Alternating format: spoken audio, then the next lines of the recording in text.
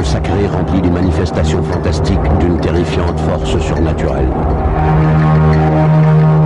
Est-ce à tort qu'on les a attribués à Dieu?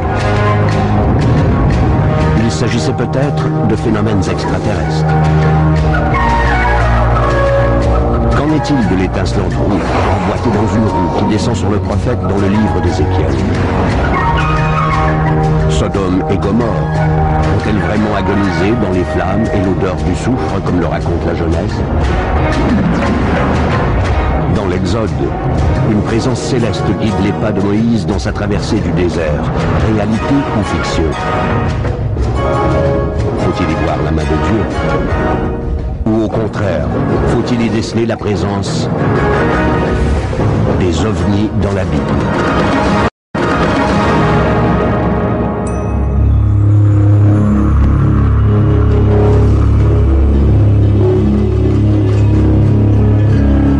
Partout dans la Bible, de mystérieux phénomènes aériens modifient le cours de l'histoire humaine.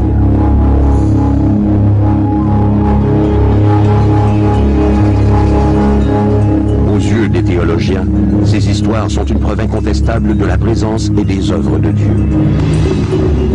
Certains historiens contemporains contestent ces interprétations et y opposent leur théorie des interventions extraterrestres. Les extraterrestres sont peut-être impliqués dans l'évolution humaine depuis des millénaires. Il est même possible qu'ils aient communiqué avec nos ancêtres bibliques. En étudiant la Bible, on découvre de nombreuses manifestations d'ovnis et des comptes rendus de leur contact avec l'humain. Entre autres, le chariot de feu qui a enlevé Élie et l'a emmené dans les cieux.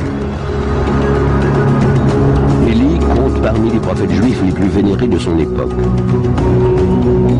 Les ufologues croient que le récit biblique de sa rencontre avec des chariots de feu est en réalité la description d'une visite extraterrestre.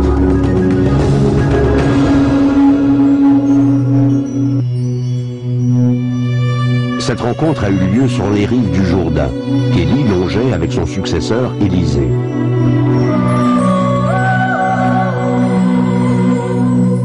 Dans le passé, Élie avait contrarié de nombreux chefs religieux et il craignait pour sa vie. Élie a demandé à Dieu de l'aider.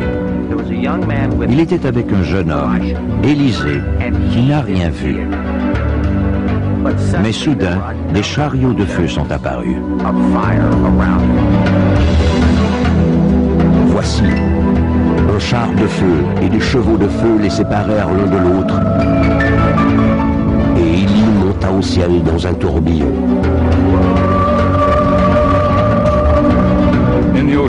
Dans l'Ancien Testament, Élie raconte qu'il a été enlevé ou emporté par un chariot de feu ou un véhicule rayonnant d'un feu ardent. Selon ce passage, Élie a été emporté dans les cieux et n'a plus été revu par de simples mortels. L'ascension d'Élie dans un chariot de feu est un enlèvement. Nous avons tous entendu parler de ces ovnis modernes qui prennent des humains à bord et les emmènent. Je pense que ces rapports contemporains illustrent bien le concept de l'élévation d'Élie dans les cieux.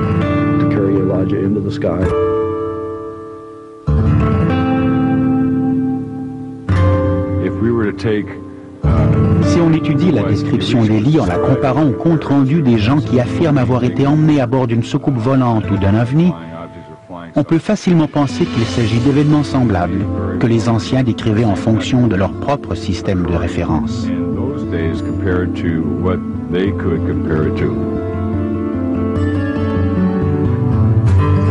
La différence entre un chariot et un ovni est immense pour nous.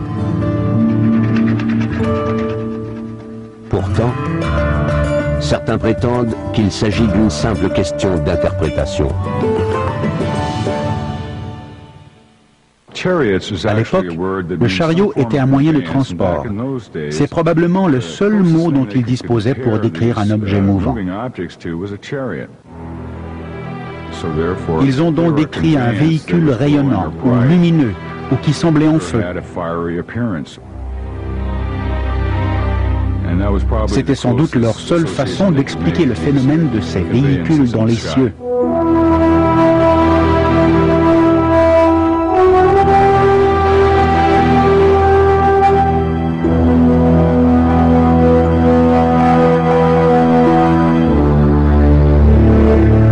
Certains supputent que l'interprétation traditionnelle des passages bibliques pourrait être erronée, non seulement à cause des lacunes techniques des anciens, mais aussi des inaptitudes contenues dans la version anglaise de la Bible, mise en œuvre par la cour du roi James et terminée en 1611.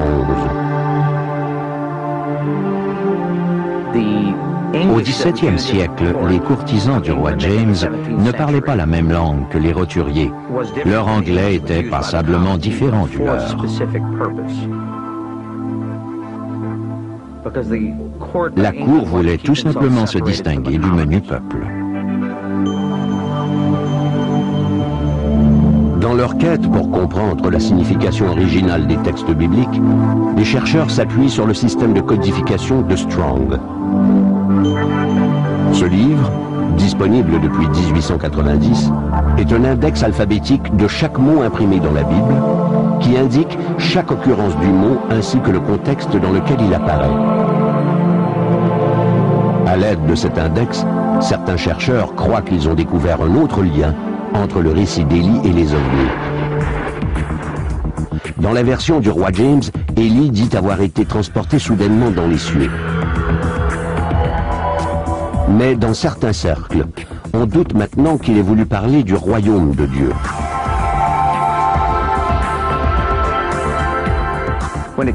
À la cour du roi James, le mot « ciel » voulait tout simplement dire « ciel » et non « paradis ».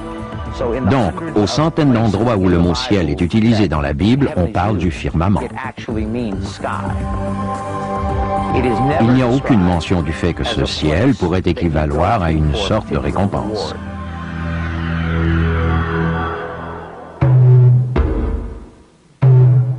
Les récits bibliques de mystérieuses manifestations dans le ciel ne sont peut-être pas les seules traces d'ovnis dans l'histoire ancienne.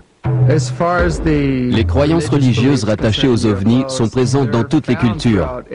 On les retrouve dans les textes des Sumériens, c'est-à-dire les écritures les plus anciennes sur les fresques des Égyptiens dans leurs tombes. En Orient, les yogis et les lamas les appelaient manas et mentionnaient les chariots des dieux. D'autres civilisations anciennes étaient tout aussi convaincues d'avoir reçu des visiteurs extraterrestres. Kukulkan, dieu protecteur des Mayas, serait descendu du ciel pour leur révéler des principes technologiques et mathématiques complexes.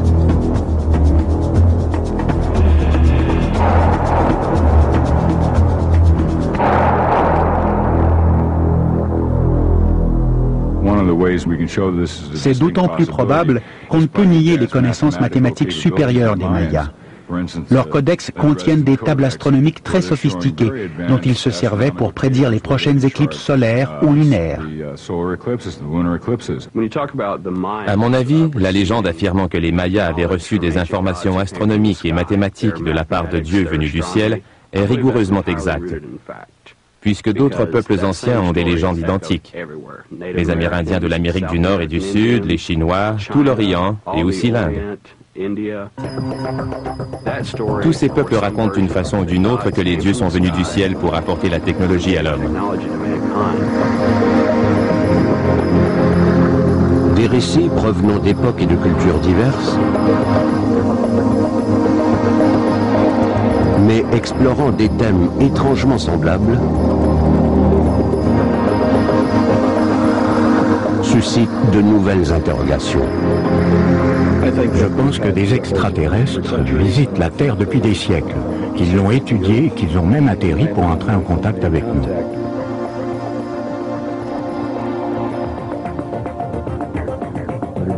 Certains de leurs actes ont certainement eu un impact radical sur l'évolution humaine. La religion élaborée dans la Bible en est un exemple probant.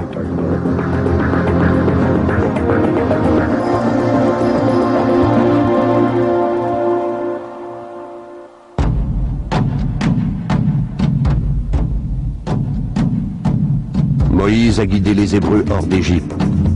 Mais qui a conduit Moïse?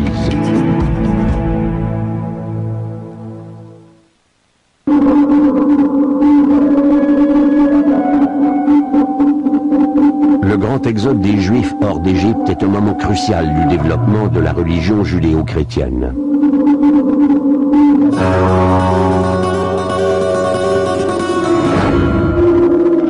Moïse est à la tête de cette grande migration.